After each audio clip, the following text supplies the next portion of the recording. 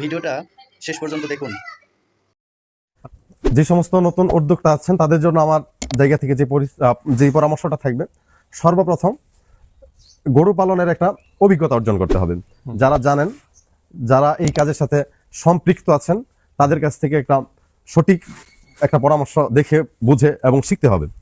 দেন যে জিনিসগুলো গরু সংগ্রহ করবে নিকটস্থ হাটে, অনেক দূরে যাইতে হবে এরকম না, আশেপাশে যে অঞ্চলগুলোতে বেশি গরু ওঠে সেটা নির্দিষ্ট সীমানার মধ্যে থেকে গরুগুলো সংগ্রহ করতে হবে, কারণ ওই অঞ্চলের গরুগুলো ওই এলাকার পরিবেশের সাথে একটা খাপ খাবে।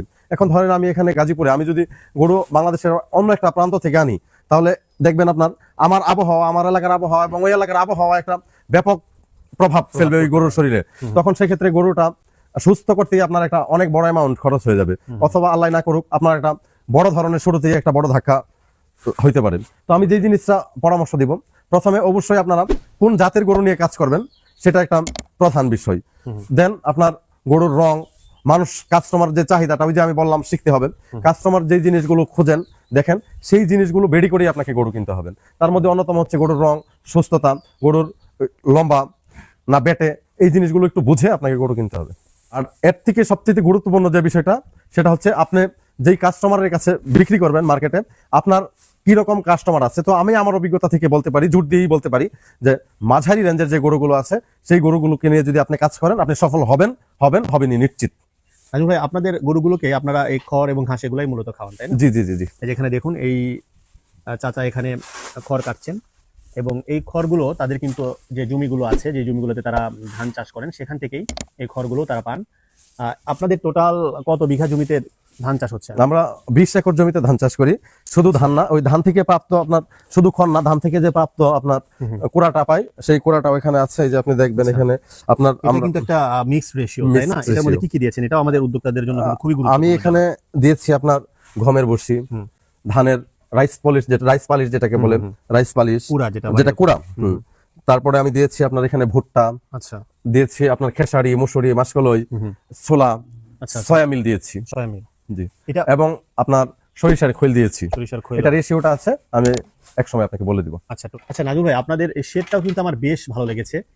যদিও অনেক আধুনিক শেড, সেটা আমি বলবো না, কিন্তু আসলে গরুর যে ধরনের এনভায়রনমেন্ট প্রয়োজন, আমার মনে হয় এখানে সেটা বিদ্যমান। আপনারা একেবারে খোলামেলা একটা পরিবেশে এখানে শেড করেছেন।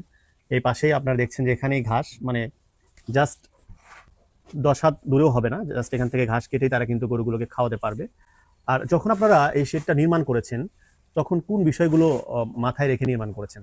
আমরা যে জিনিসটা চিন্তা করেছি, আমাদের গরুর যে জিনিসগুলো প্রয়োজন সেটা যাতে আমাদের সহজলভ্য হয়, যেমন ঘাস, পানি, এবং সবচেয়ে বড় বিষয় যেটা আলু বাতাস, যে গরু যাতে প্রপার আলু বাতাসটা পায়।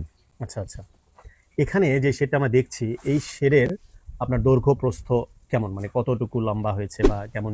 এটা দৈর্ঘ্য 120 ফিট, 120 ফিট, প্রস্থ 25 ফিট, 24 ফিট, 24 ফিট, তাই না? আর উচ্চতা কেমন দিয়েছেন?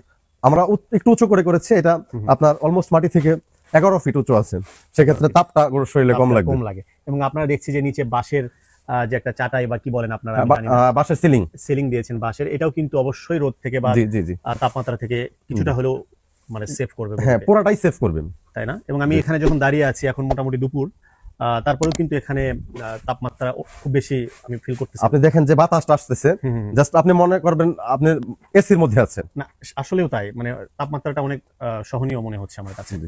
এরকম একটা শেড নির্মাণের আপনার হচ্ছে কেমন ব্যয় হতে পারে, আমাদের কি একটু বলা যাবে? এটা আপনাদের জানা আছে এই মুহূর্তে? এই মুহূর্তে আমার জানা নেই।